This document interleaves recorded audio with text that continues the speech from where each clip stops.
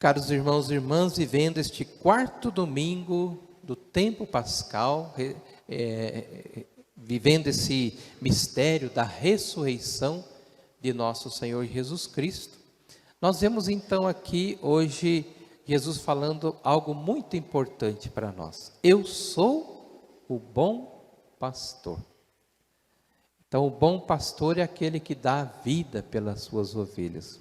Então, por isso que hoje a igreja convida todos a rezar pelas vocações, né? Por causa justamente desse evangelho, a vocação ao pastoreio.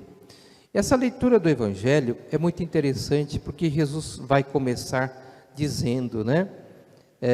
Eu sou, em verdade vos digo, quem não entra pela porta é ladrão e assaltante. Eu sou o bom pastor. Essa primeira parte, a figura do bom pastor, ela era muito conhecida lá naquele tempo, no tempo até no Antigo Testamento, depois no tempo de Jesus, falar de pastor, de ovelhas, era bem, o povo entendia mais fácil, porque eles viviam com esta realidade, né? Aqui para nós é mais difícil, aqui nós não temos criadores de ovelhas, não temos pastores, né? Nós só temos aqui gado, cavalos, né? Então a gente não tem muito esta realidade. Mas nós podemos adequar com a nossa realidade, porque nós vivemos nesse ambiente também. Jesus Cristo ele coloca muitas comparações rurais, porque embora pensem que não, mas Jesus Cristo viveu no meio rural, né? Ele não viveu na cidade, ele viveu no meio rural. Por isso todas as comparações de Jesus eram rurais. E então a primeira comparação que ele faz é a figura do bom pastor, essa atitude de ternura para com as ovelhas. Ele as conhece, as chama pelo nome, caminha com elas e elas o seguem. Então essa atitude bonita, né, entre o pastor e as ovelhas. Elas escutam a sua voz, por quê? Porque sabem que são conduzidas com segurança. Então elas sabem, Ele é o nosso pastor, Ele vai nos conduzir com segurança. Em contraste com o pastor, né, aparece aqui a figura dos ladrões e assaltantes. São todos aqueles que se apresentam como pastor, ou até falam em nome de Cristo, mas na verdade procuram vantagens pessoais. Não querem cuidar das ovelhas, querem cuidar de si mesmo. Então Jesus alerta para essa realidade. Depois, numa segunda parte, como não entenderam direito o que Jesus queria dizer, então Jesus faz uma outra comparação. Vocês estão vendo aqui o redil das ovelhas? Então Jesus Cristo, eles tinham já essa imagem, né? O redil tinha a portinha que o pastor então abria para que as ovelhas pudessem sair. Então ele diz, eu sou a porta das ovelhas, do redil. A porta permite a passagem do dono e também impede o ingresso de estranhos. Ou seja, a porta ela funciona também como proteção, não só para que o rebanho esteja ali junto, mas também ela serve como proteção contra os assaltantes. A porta, quando é aberta, o pastor vai à frente para conduzir as ovelhas. Ou seja, ela é uma figura também da liberdade. Elas vão, entram e saem da hora que precisar, né? Então a porta sempre aberta, simbolizando isso, a liberdade. E lá encontrarão pastagem. Então aqui a gente vê que Jesus Cristo aproveita essa figura para mostrar o quê? Eu sou a porta deste redil. Hoje, então, para nós hoje, o que essas duas imagens nos mostram? Primeiramente, Jesus é a porta por onde nós entramos. Por isso que a porta da igreja, a porta central da igreja, ela é muito importante. Existe na liturgia uma bênção da porta da igreja, né? Porque a porta é Jesus, por ela nós entramos. Jesus permite que nós entramos para o recinto sagrado. Olha que bonito, né? É claro que no dia da bênção, no dia da dedicação aqui, quando o bispo abençoou toda a igreja, a porta da igreja também foi abençoada. Mas existe, por exemplo, se um dia o padre resolver, a equipe resolver trocar de porta, a porta tem que ser abençoada, né? Porque a porta é Cristo, é por ela que nós passamos. Mas ainda podemos, desta imagem, descobrir mais coisas. Primeiro, precisamos abrir todas as portas. Tem muita gente que pensa que a igreja está fechada. Não. A igreja, ela precisa abrir as portas para quem quer batizar os seus filhos. A igreja precisa abrir as portas para quem quer se casar na igreja. A igreja precisa abrir as portas para quem quer colocar os seus dons a serviço. Vocês sabiam que muita gente tem dons aí escondidos e não colocam a serviço porque pensam assim: eu tenho receio, vai que eu vou falar lá com o padre, que alguém, eu gostaria de fazer tal serviço, vai que eles pensam que eu quero me aparecer, ou vai que eles pensam que eu quero dominar, então eu vou ficar quieto, não vou colocar meu dom a serviço não. A pessoa se fecha, infelizmente, e isso acontece muito. A igreja nunca fechou as portas. As portas da igreja estão abertas. Se você tem um dom, venha e fale com o padre. Padre, eu gostaria, eu sei fazer isso, né? Posso. Então precisa ser conversado. Você precisa se colocar a serviço, tá? É importante. Então as portas da igreja sempre estão abertas.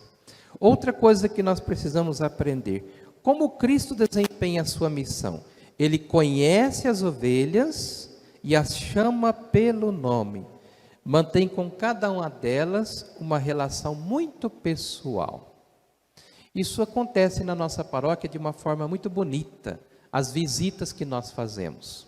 Eu fico muito contente quando eu vejo, eu estou em alguns grupos de pastorais, por exemplo, Pastoral da Família, então toda semana eles se reúnem para visitar um casal.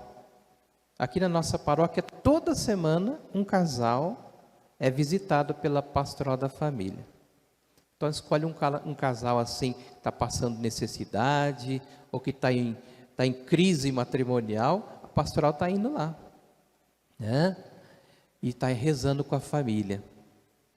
Também a Pastoral da Saúde, eu já sei também, toda semana está indo visitar alguém que está doente, precisando de uma oração. Então a pastoral está indo, né? A renovação carismática também está indo na casa de pessoas afastadas, rezando por elas, rezando com elas. E assim muitas outras pastorais estão indo e visitando. E o padre também. E aí algumas das pastorais que visitam e percebem que ali precisaria do padre conversar, dar uma unção, fazer uma confissão. Aí as pessoas me passam e eu vou e faço visitas também. Então esse conhecer, né? Esse conhecer, essa forma de missão, isso é muito importante. Outra coisa que podemos aprender: as ovelhas do rebanho de Jesus devem escutar a voz e seguir. Essa parte aí, seguir, é muito importante, né? Isso significa entrar no caminho. Aqui na nossa paróquia, não sei se vocês sabem, mas nós temos várias formações. Nós temos formação espiritual, temos formação catequética, temos formação artística, temos formação litúrgica e temos formação musical. Vocês sabiam disso? Se vocês não sabem, então tem que ouvir, procurar saber aonde que está e seguir. Porque o padre não vai lá na tua casa e trazer você no colo aqui para a igreja para aprender as coisas. Você também tem que fazer a sua parte. Tudo é falado aqui, vai acontecer isso, isso e isso. Você tem que estar de escuta. Opa, gostei, eu quero ir. Né? Coloque-se também no caminho. Então, vou repetir. Aqui na nossa paróquia, nós temos formação espiritual, temos formação catequética, formação artística, formação litúrgica, formação musical. Falta algumas ainda, estamos caminhando, né? Graças à formação artística, olha a beleza da nossa igreja, feita tudo por gente daqui mesmo, né? Todas essas obras de arte foram feitas por pessoas daqui da comunidade. Outra coisa que aprendemos, precisamos também de pessoas que presidem e animam, né? Que sejam também a voz do pastor dentro da realidade. Por isso nós temos as coordenações das pastorais. Hoje aqui na nossa paróquia, nós temos a equipe administrativa e cada equipe tem um coordenador, né? Nós temos a nossa equipe administrativa, nós temos a nossa pastoral dos acólitos, que também tem uma coordenadora. Vocês perceberam que os acólitos não estão aqui hoje, né? Que elas estão participando lá na Praça São José, do encontrão de acólitos. Estão lá, né? Reunidos com vários outros adolescentes. Estão lá, reunidos com os adolescentes. Então nós temos aí a pastoral dos adolescentes, nós temos a pastoral do batismo, a Cáritas, temos a pastoral da catequese, pastoral da comunicação, pastoral do dízimo, os grupos de família que estão fazendo aí as novenas nas casas, que fazem sempre os encontros. Nós temos a pastoral familiar, nós temos os ministros instituídos, nós temos a pastoral da saúde. Vocês sabiam que nós temos todas essas pastorais aqui na nossa paróquia? E olha, todas estão funcionando e muito bem, né? Todas estão, aliás, funcionando não, né? Estão caminhando e muito bem. Então, se você que se tiver interessado, pode entrar em alguma delas. Administração, acólitos, adolescentes, batismo, Cáritas, catequese, comunicação, dízimo, grupos de família, pastoral familiar, ministros, saúde. Tem mais, padre? Tem mais. Nós temos também os coordenadores dos nossos movimentos. Movimento do Cursílio, movimento da Renovação Carismática Católica. Nós temos 2 grupos, né? Um grupo que se reúne de terça-feira aqui na Matriz, outro grupo de sábado lá na São José. Nós também temos o grupo dos peregrinos, nós temos o terço dos homens, que se reúne uma vez por mês, estão todos caminhando. Então, entre também em um desses trabalhos bonitos, né? Outra coisa também, para distinguir a voz do pastor é preciso 3 coisas. Primeiro, diálogo. Você tem que entrar em diálogo com o pastor. Procure o padre, você tem alguma coisa para dizer, alguma coisa para, podemos dizer assim, não só dizer, mas alguma opinião, né, que você pode dar também. Você tem alguma ideia, procure o padre. Padre, que tal, senhor, o que o senhor acha disso, de fazer isso? É bom ter um diálogo, olhar no olho, né, para conversar. Um confronto permanente com a palavra. O que a palavra de Deus tem a nos dizer? O que a palavra nos fala? Então, tudo deve estar também de acordo com a palavra de Deus. E, por fim, uma participação ativa nos sacramentos. Participação nas pastorais, nos movimentos e nos sacramentos da igreja. Então, vejam, olha que riqueza que nós temos. Que riqueza. Então, nós precisamos, cada um de nós agora, ver onde o Senhor está te chamando, né? E tudo isso nós estamos fazendo agora também através da nossa liturgia, nós estamos celebrando isso. Essa semana nós nos reunimos com todos os animadores de missa e equipes de cântico. Vocês já perceberam que alguma coisinha já mudou, né? E vai mudar algumas coisinhas ainda mais. Devagarinho a gente vai caminhando. Por exemplo, nós precisamos ter mais silêncio. Quando a gente entra na igreja, você veio aqui para rezar, não é verdade? Você não vem aqui para vender peixe, nem para vender galinha, nem para, né, para trocar ideia, não. Você vem aqui para rezar. E rezar tem que rezar em silêncio. Então, na hora que você chegar, você venha, faça a saudação ao altar, depois vai na capela do Santíssimo, saúda o dono da casa, né? Vai na capela, faz a sua oração, depois senta no seu banco e fica em silêncio. Não fica conversando, que senão atrapalha as outras pessoas que querem rezar. Então nós precisamos manter o silêncio orante dentro da igreja. E depois o discernimento, o que nós estamos celebrando e como estamos celebrando. Vocês perceberam que a partir de hoje o comentarista não vai falar mais de pé, sentado, de joelho. Vocês já estão grandinho para saber, já chega, já está mais de 50 anos falando isso. Já está na hora agora, já deve ter aprendido, né? A hora de ficar de pé, a hora de ficar sentado, a hora de ajoelhar na missa, já aprenderam. Não será mais falado, tá?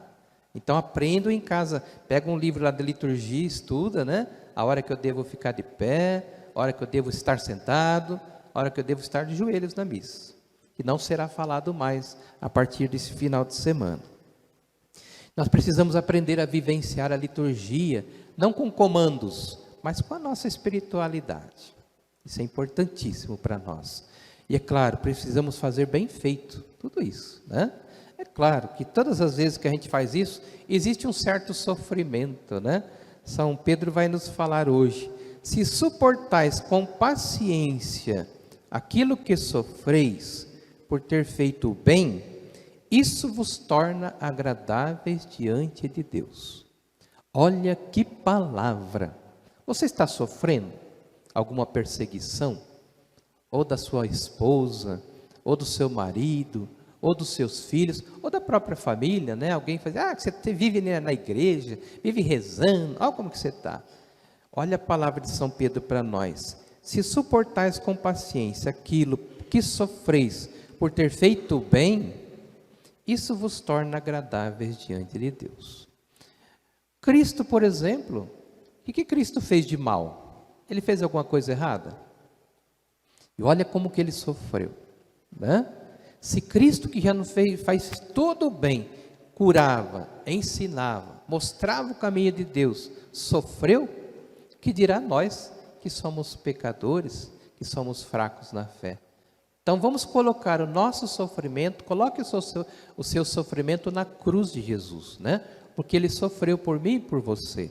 Deus não quer o nosso sofrimento, mas nós precisamos sofrer, porque isso nos torna fortes e isso é agradável diante de Deus. Baixe sua cabeça, feche seus olhos nesse instante. Nós estamos em oração. Senhor, nós te pedimos neste momento, dá-nos a graça agora de responder ao seu chamado com alegria, para entrar em alguma pastoral, algum movimento, ou mesmo algum serviço aqui na paróquia, na comunidade. Senhor, que eu possa me abrir mais, doar mais do meu tempo, doar mais dos meus dons, para que assim a vossa palavra possa chegar mais longe, aos corações mais distantes, e principalmente aos corações mais fechados. Senhor, dá-me o discernimento agora, para que eu possa entender que tudo isso que eu estou passando é para a honra e glória do Teu nome. Senhor, dá-me a graça de segui-lo em todos os momentos, sem desanimar. Mas com a Tua graça, eu quero sair fortalecido mais e mais, agora e sempre. Amém.